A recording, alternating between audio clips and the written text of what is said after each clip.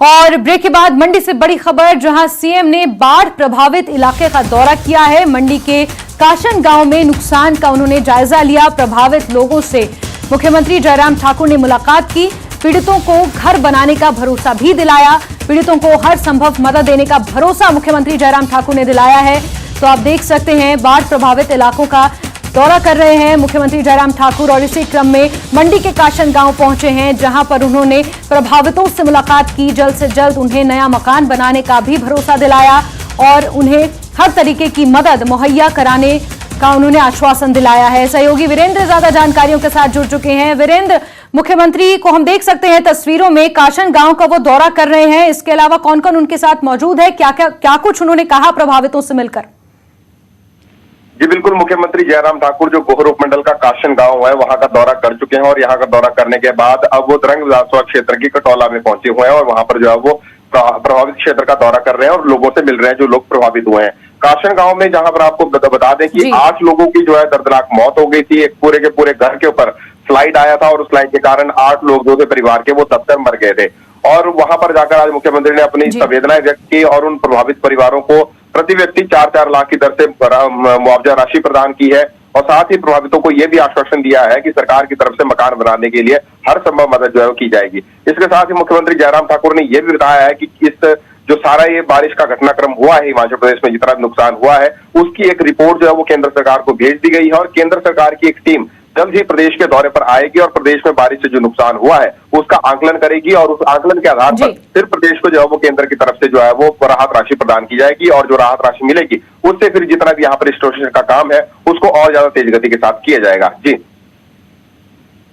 जी वीरेंद्र, साथ ही मौसम विभाग की अगर हम रिपोर्ट देखें तो मौसम विभाग के अनुसार आगे आने वाले 15 सितंबर तक मॉनसून इसी तरह प्रदेश में सक्रिय रहेगा। इसको लेकर भी वहां पर क्या आपने स्थानीय लोगों से मुलाकात की या सरकार के नुमाइंदों से आपकी बातचीत हुई कि आगे आने वाले समय में जो आपदा इस वक्त आई है या जो स्थिति इस वक्त प्रेजेंट में बनी है वो आगे आने वाले समय में ना बने, उसको लेकर किस तरीके से प्रशासन मुस्तैद है?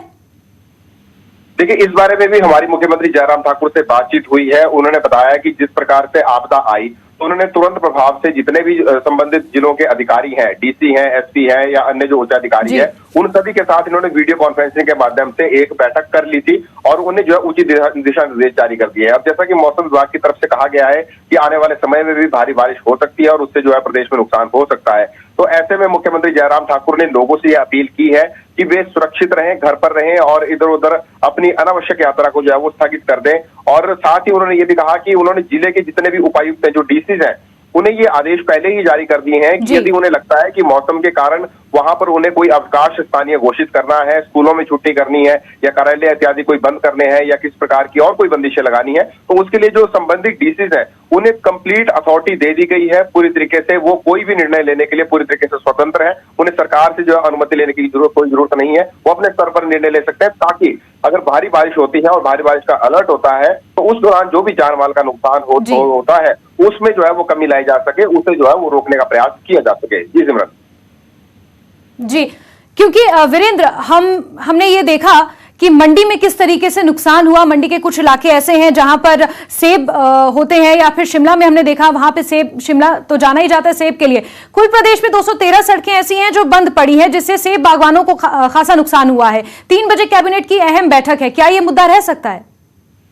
जी बिल्कुल, निश्चित तौर पर जो मुख्यमंत्री जयराम ठाकुर हैं उन्होंने जैसे ही बारिश के कारण प्रदेश भर में नुकसान हुआ, इतनी अधिक मात्रा में सड़कें बंद हैं, बिजली के ट्रांसफार्मर बंद है, गांव के जो लोग हैं वो इस वक्त अंधेरे में रह रहे हैं, उनके पास बिजली की कोई व्यवस्था नहीं है, पानी की जो पाइपें हैं वो टूट चुकी हैं, पानी की पीने के पानी की व्यवस्था नहीं है। तो मुख्यमंत्री जयराम ठाकुर ने आज भी जो मंडी जिला के अधिकारी उनके साथ मौजूद थे उन्हें स्पष्ट निर्देश दिए हैं कि जल्द से जल्द रिस्टोरेशन का काम जो है वो तेज गति के साथ किया जाए, सड़कें बहाल की जाए, बिजली बहाल की जाए, पानी के जो पाइपें टूट चुकी हैं, पेयजल व्यवस्था को जो है सुचारू रूप से किया जाए। तो इस प्रकार के निर्देश उन्होंने न सिर्फ मंडी जिला को बल्कि पूरे प्रदेश के जिलों के जितने भी अधिकारी हैं उन्हें दे दिए हैं और उनका ये कहना है कि हिमाचल प्रदेश में जो रजिस्ट्रेशन का काम है वो काफी युद्ध स्तर पर चला हुआ है। हालांकि कितना युद्ध स्तर पर चला हुआ है ये आने वाले समय में इसका पता चल पाएगा।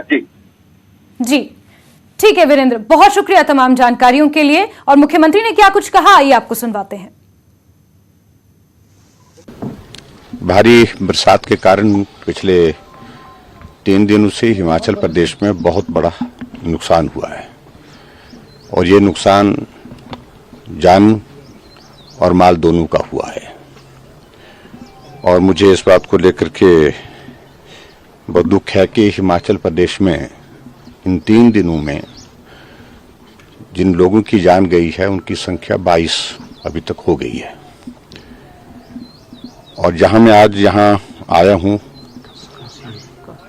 गोहर के साथ में गांव काशन में, वहां तो मुझे इस बात को लेकर के दुख है कि एक ही परिवार के प्रधान खेम सिंह के परिवार के 8 लोगों की मृत्यु एक साथ एक ही जगह एक ही घर में हुई है। और मैं इस सारी घटना से बहुत आहत हूं, व्यक्तिगत रूप से भी, और पंचायत के प्रधान के नाते रात को अपने व्हाट्सएप ग्रुप में भी उन्होंने अलर्ट का सभी साथियों के लिए कहा कि बारिश ज़्यादा हो रही है तो अलर्ट होने की आवश्यकता है।